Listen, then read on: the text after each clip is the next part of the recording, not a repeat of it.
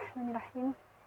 Assalamualaikum warahmatullahi wabarakatuh. Semoga yang jawab salam dapat jodoh solih-solihah, habis nikah langsung pergi ke Mekah, dapat uang saku 7 juta rupiah dari lomba dakwah di Festival Jateng Syariah. Amin ya rabbal alamin. Hamdan wa syukran lillah, salatan wa salaman ala rasulillah, la hawla wa la quwata illa billah, amma ba'da. Yang terhormat Dewan Juri yang arif lagi bijaksana, panitia lomba yang semangatnya luar biasa, sahabat da'i-da'iyah dimanapun Anda berada, yang insya Allah dirahmati oleh Allah Subhanahu wa Ta'ala.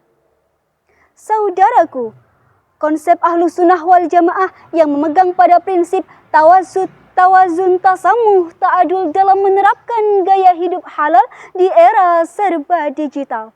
Seperti saat ini, tidak melepas perhatian dari milenial dan Gen Z.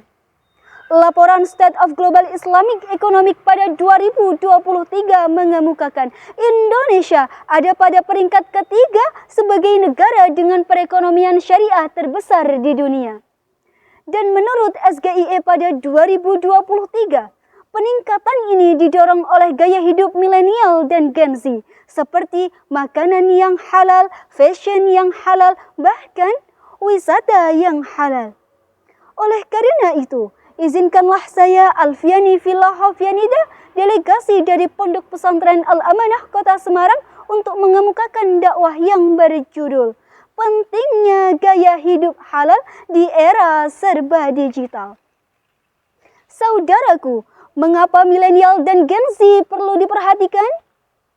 Elizabeth Santosa dalam bukunya mengemukakan generasi ini ambisius namun menyukai hal yang instan.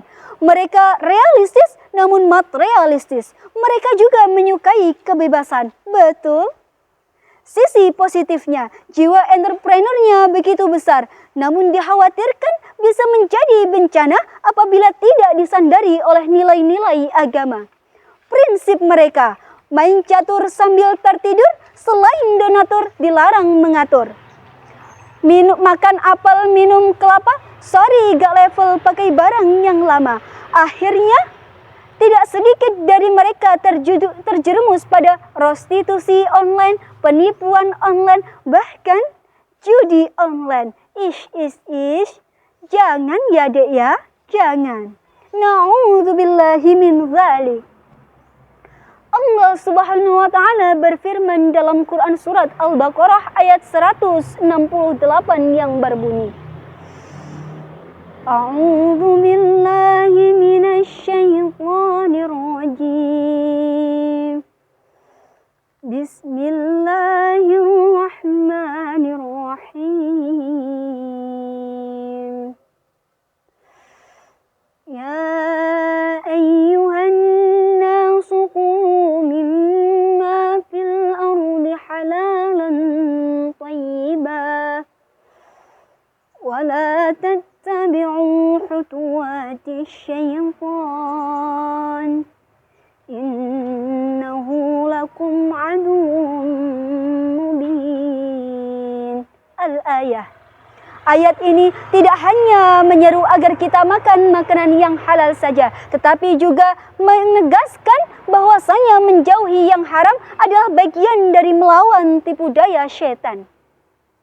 Gaya hidup halal bukan hanya tentang makan dan minuman yang halal saja, tetapi ini tentang menyangkut cara kita mencari, menggunakan, mengelola harta, berbelanja, berinvestasi, dan bertransaksi keuangan.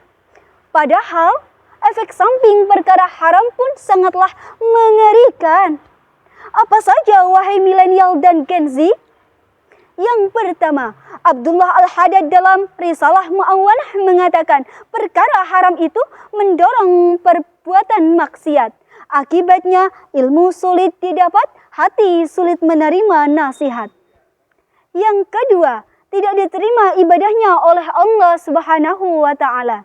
Dahulu Rasulullah SAW pun pernah menceritakan Pernah ada seorang laki-laki yang berpergian jauh. Rambutnya kusut, kemudian kemeja bajunya pun kotor. Lalu ia berjalan sembari mengatakan, "Ya Rabbi, ya Rabbi." Sementara pakaiannya haram, makanannya pun haram. Lantas bagaimana mungkin doanya akan diijabah oleh Allah Subhanahu wa taala? Hadis riwayat Muslim. Yang ketiga, menurut Dr. Zaidur Akbar, perkara haram itu sangatlah tidak baik bagi kesehatan. Udhunu fusilmi kafah. Sempurnakanlah agamamu di setiap aspek kehidupanmu. Wahai milenial dan Gen Z, siapkah kita menerapkan gaya hidup yang halal? Nggak bisa Yura, nggak tahu caranya. Guys, ada 5 poin penting untuk menerapkan gaya hidup halal yang terangkum dalam Quran Surat Al-Ma'idah ayat 3 dan 91, Quran Surat An-Nisa ayat 29, dan Quran Surat Al-Baqarah ayat 275. Hidup halal itu yang pertama, tidak judi. Yang kedua, hidup halal itu tidak ada riba. Yang ketiga, terbebas dari goror. Yang keempat, hidup halal itu terbebas dari mendolimi. Dan yang kelima, hidup halal itu terbebas dari perbuatan batil. Mari kita jadikan gaya hidup halal sebagai bagian dari dakwah kita.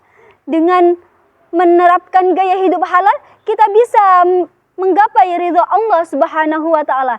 Kita juga bisa mempererat ekonomi Islam dan kemandirian umat. Sebagaimana syariah Arab mengatakan, al-halalu bayyin wal haramu bayyin. Yang halal itu jelas dan yang haram pun itu jelas.